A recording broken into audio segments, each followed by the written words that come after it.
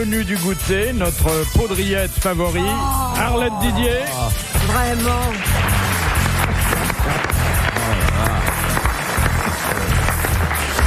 C'est déjà pas de l'andouille, c'est déjà ça. Arlette, j'aime mieux les rillettes que bien des femmes. Oh, merci Jean.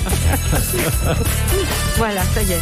Un académicien qui a un peu de bouteille, mais la bouteille est remplie, vous le savez, avec toutes les connaissances du monde. Jean Dutour. Bravo.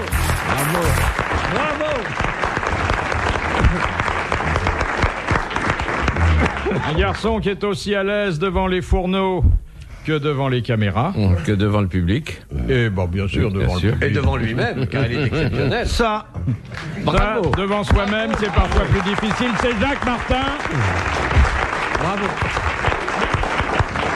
Et celui que, depuis qu'il porte d'épaisses lunettes noires, on a pu surnommer le Red Charles de la marine, Olivier de Kersauzon. Oh, bravo.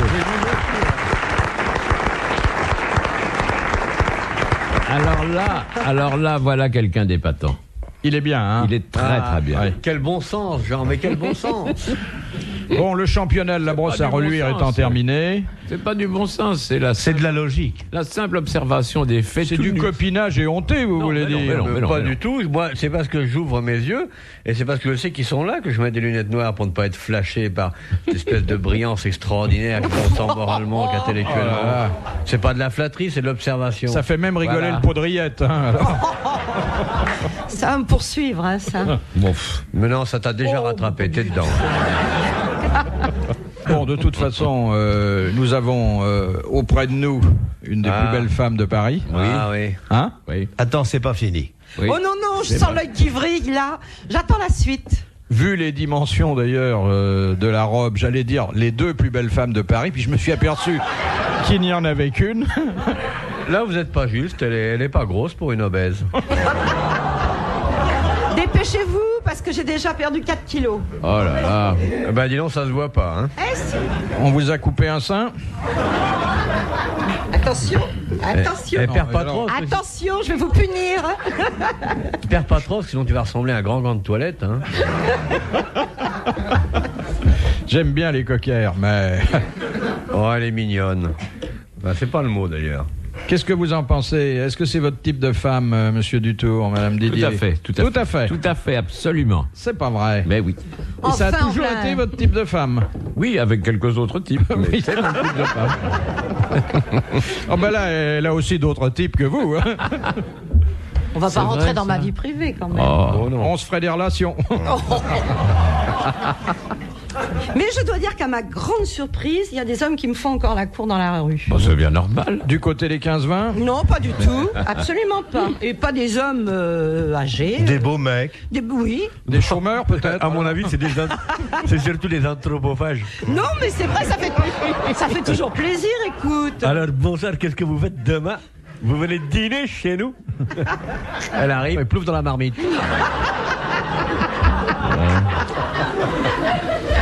Vous aimez Arlette, alors reprenez-en. Non, il y a vraiment des hommes qui... Mais je vous jure, enfin. Et ils vous demandent si vous n'avez pas Non, 500 j'ai de francs. beaux yeux, pas du tout. Non, Ils ne pas demandent tout de du suite, tout alors. d'argent, je suis obligée de les évincer. Oui, qu'est-ce Mais que vous leur vous-même, dites? Philippe, avez succombé plus d'une fois. Ça dépend Car de mon cette humeur. intimité entre vous et Ouais. entre nous très trouble. Si elle est là, c'est qu'elle a été gentille, hein. Oui. Oh là là, ça y est, c'est... Ça me semble absolument évident. Mais bien sûr. Voilà, c'est évident. Évident, parce que nous trois, À nous la avons été gentils. réputation des comédiens. Pour travailler avec Bouvard, faut passer sur son plumard, dit-on dans le... C'est ce qu'on murmure dans le métier, quoi.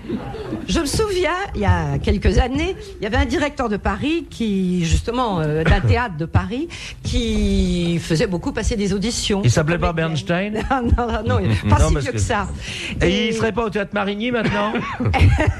Ah, bah, tu brûles, mais c'est pas lui. C'est pas lui, mais tu brûles. Mais je brûle. Et un jour, j'allais être engagée. Il me fait venir dans son bureau et bon, il me propose la chose. Bon, je refuse. Parce que quoi qu'on en pense, Attendez. Pourquoi? Moi, on m'a Pourquoi raconté tu la mens? scène. Quand vous êtes entré dans son bureau, il vous a dit « Qu'est-ce que vous en pensez ?» Et vous lui avez dit « quelle belle pièce.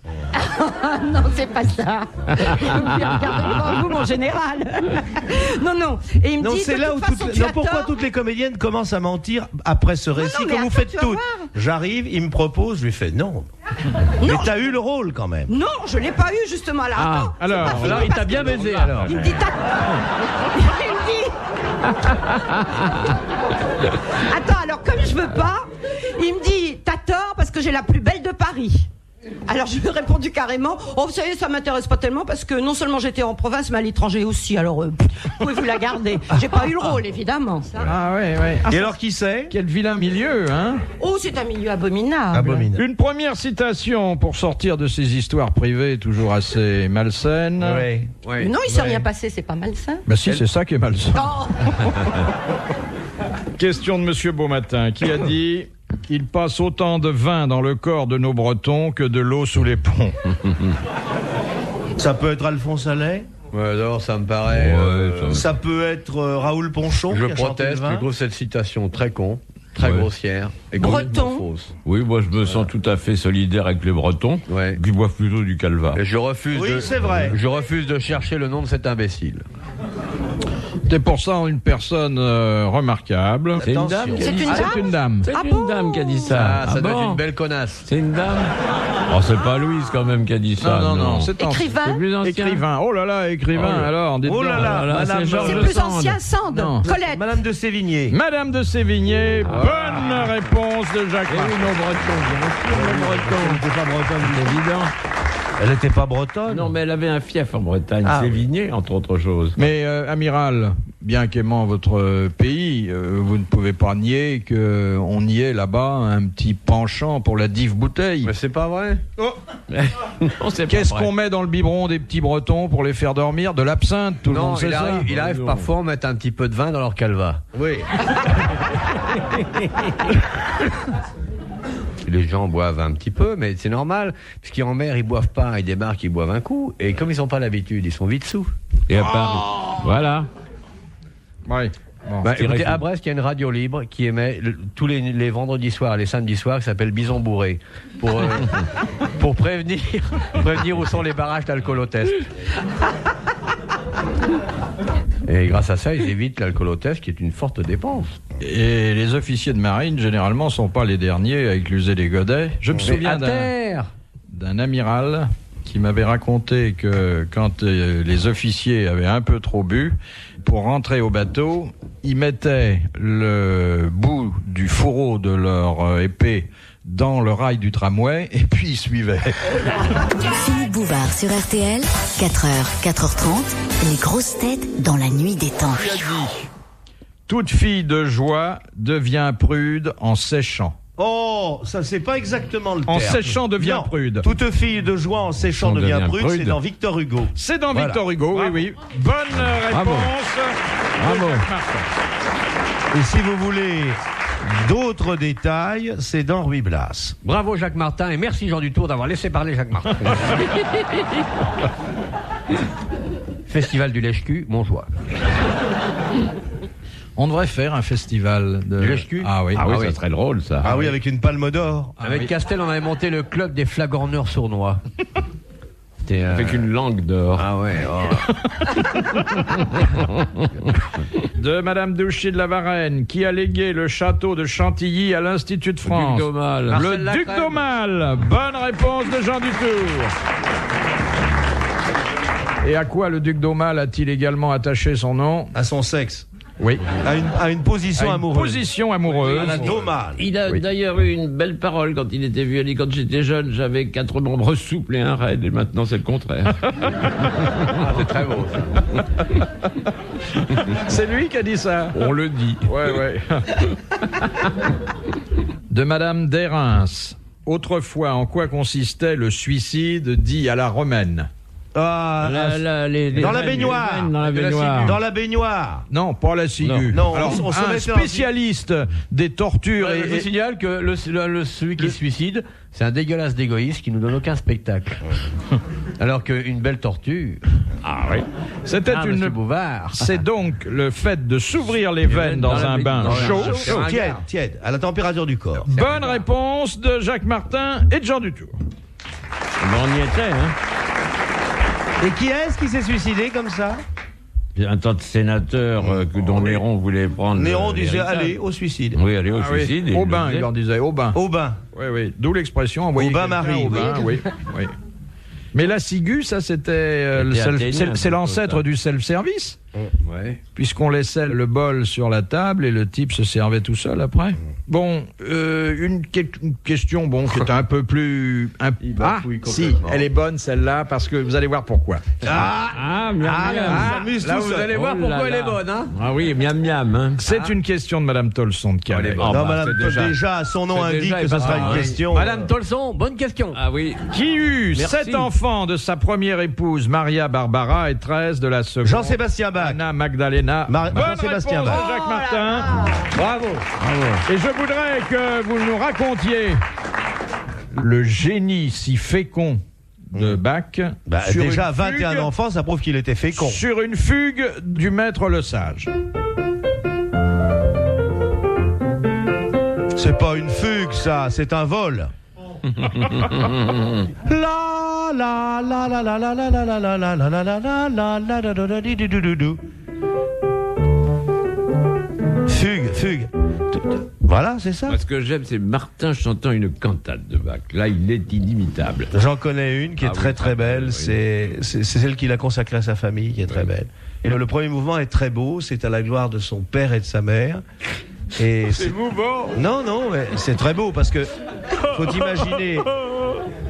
Là, le premier mouvement, c'est papa, maman, papa, maman, papa, maman, papa, maman, papa, maman, papa, maman, papa, maman, papa, maman, papa, maman, papa, maman, papa, maman, papa, maman, papa, maman, papa, maman. Ah, c'est très beau.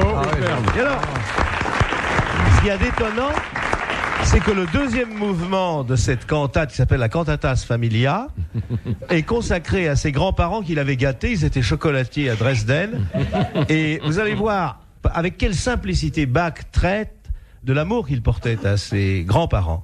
Pépé, mémé, pépé, mémé, pépé, mémé, pépé, mémé, pépé, mémé, pépé, mémé, pépé, mémé. Je ne peux pas le citer en entier parce que c'est trop beau. Et il y a le troisième mouvement, Allegro cantabile, qui est consacré à son oncle et à sa tante, qui l'ont élevé en partie, qui l'ont élevé. Si Bach a eu cette éducation, c'est grâce à la fortune de son oncle et de sa tante, qui était choucroutier à Munich. Et c'est tonton, tata, tonton. Vous la connaissez, Jean? Oui, oui. Tonton, tata. Et le dernier mouvement, alors, est un hommage à toute la lignée des Bach. Papa et mémé, tonton et tata, pépé et mémé, tonton et maman, pépé. Enfin, une partouze, quoi. Ah oui, là. C'est la cantata familia. Mais je dois dire qu'il a quand même perdu 10 enfants, hein, parce qu'on en perdait beaucoup à cette époque-là. Il n'était pas soigneux. Il disait, qu'est-ce que j'ai fait de mes deux premiers? Il lui a resté quand même 11. 11, oui. 11, qui n'est Et pas avec mal. deux femmes. Dont certains étaient doués pour la composition musicale. Ah, mais également. Bach était un homme d'ordre. À 8 heures, il allait à l'église, il composait.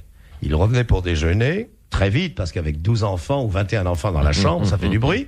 Il repartait l'après-midi, et à 8 heures, il passait à l'acte. Ah oui. Ah oui, tous les soirs à 8 heures. Après là, il allait recomposer. C'est l'ancêtre des jeux de 20 heures. Oui, c'est ça.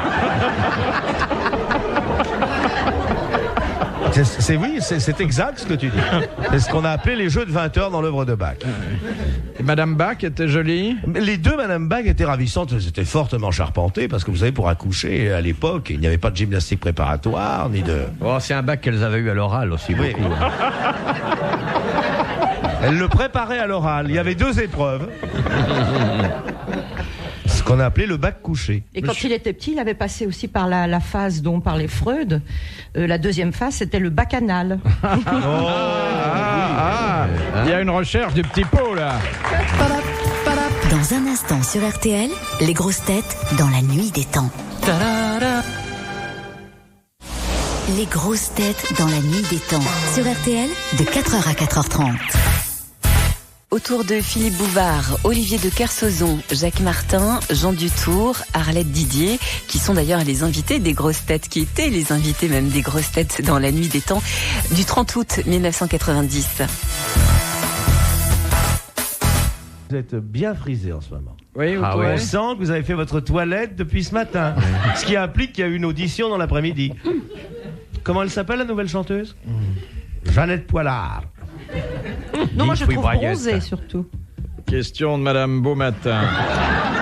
Vous avez vu, quand on pose des questions directes, il répond pas. Ouais. Qu'est-ce que vous voulez que je lui dise au petit pot, là, hein? Bon. Elle est gentille. Oh, elle est gentille. Elle est moche, mais gentille. Non, elle est très belle. J'adore Arlette Didier. Ouais, moi aussi. Avec du pain. Faudra une sacrée miche, hein? Ah ouais. C'est une vache de Ah, il y en a deux. C'est une vache de bonne comédienne. C'est vrai, d'ailleurs. Ça, c'est vrai. Vous l'avez jamais vu, monsieur? Moi, je l'ai vu. Mais non, je l'ai vu. Vraie comédienne. La nuit avec mon chien à la télé dans les dans les machins que TF1 diffuse tard dans la nuit là. Je l'ai vue, elle faisait un rôle de concierge.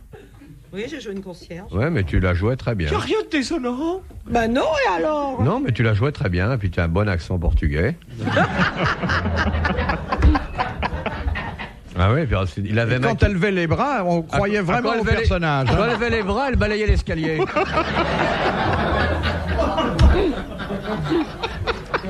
Non, mais c'est pour ça. Ce qui m'amuse, c'est qu'après tout le monde va le croire. Non mais tout le monde le sait que c'est vrai. Comment s'appelle notre chanteuse portugaise Linda la valise. Linda de Souza. Et après avoir fait une télévision sur son bouquin, ils vont faire un dessin animé. Ouais. Elle s'appelle La valise en cartoon. Et vous saviez ce qu'il y avait dans la valise en carton? Des rasoirs et des rasoirs et des rasoirs. Moi, je suis assez amateur du système pileux. Ouais, c'est bien quand t'as besoin des grolles à l'essuyer et tout. Non, c'est bien. Lève le bras, je me fasse les pompes. Je trouve que c'est très... Il y a des hommes qui, paraît-il, je trouve que raffolent c'est des très femmes poétique. velues. Ah ouais. Oui. Non, pas velu, mais après tout, pourquoi supprimer ces endroits délicieux où la nature a placé un peu l'ombrage?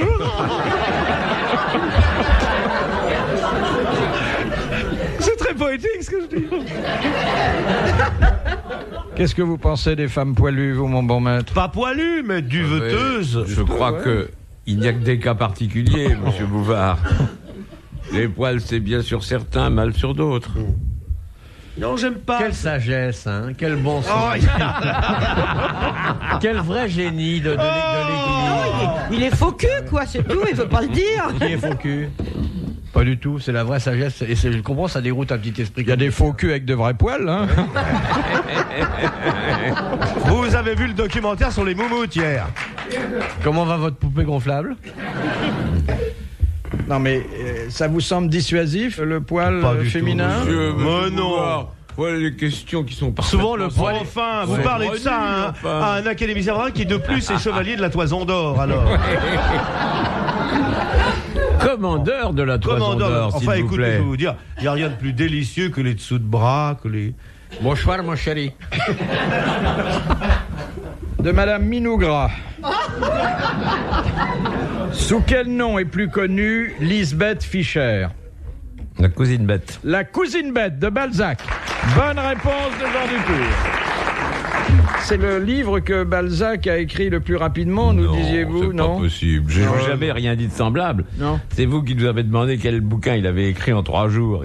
Il fallait répondre le père Goriot, mais c'est complètement délirant, c'est pas non. possible. Il a écrit le Lys dans la vallée en 19 jours. Oui, c'est 19 jours, c'est déjà... 19 jours. Oui, mais Moi, le j'ai père fait ma Goriot en symphonie 3 jours, 104. c'est- J'ai fait ma symphonie 104 en 3 jours.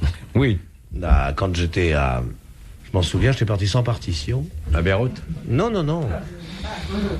Quand j'étais compositeur en Autriche, j'ai fait ma symphonie en 3 jours. Alors ça, si c'est du Mozart, t'as le bonjour de Ray Ventura. Mozart a écrit une très très jolie chose. Il a écrit une cantate à sa famille. Et regarde.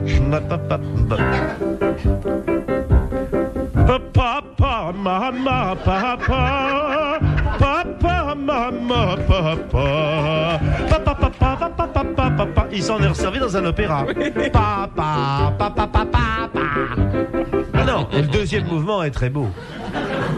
Pépé, pépé, mémé, pépé, mémé, pépé, mémé. C'est très beau. Ça ressemble beaucoup à Jean-Sébastien Bach, Mozart. Pour les paroles. Pour les paroles, oui. Et le troisième mouvement? Très différent. Tonton tata, tonton tata, mais on l'a supprimé. Là. Ça a été supprimé à la création. C'est mal la musique. Hein. Oui, mais Mozart est un personnage intéressant qui n'aurait pas déparé les grosses têtes. Oh, que non! Il paraît qu'il était très vert et même un peu scato. Ouais. Mais même Mozart, même si Mozart était mort beaucoup plus vieux, si Mozart n'était pas mort à 32 ans, il serait quand même aujourd'hui beaucoup plus âgé que moi. Hein.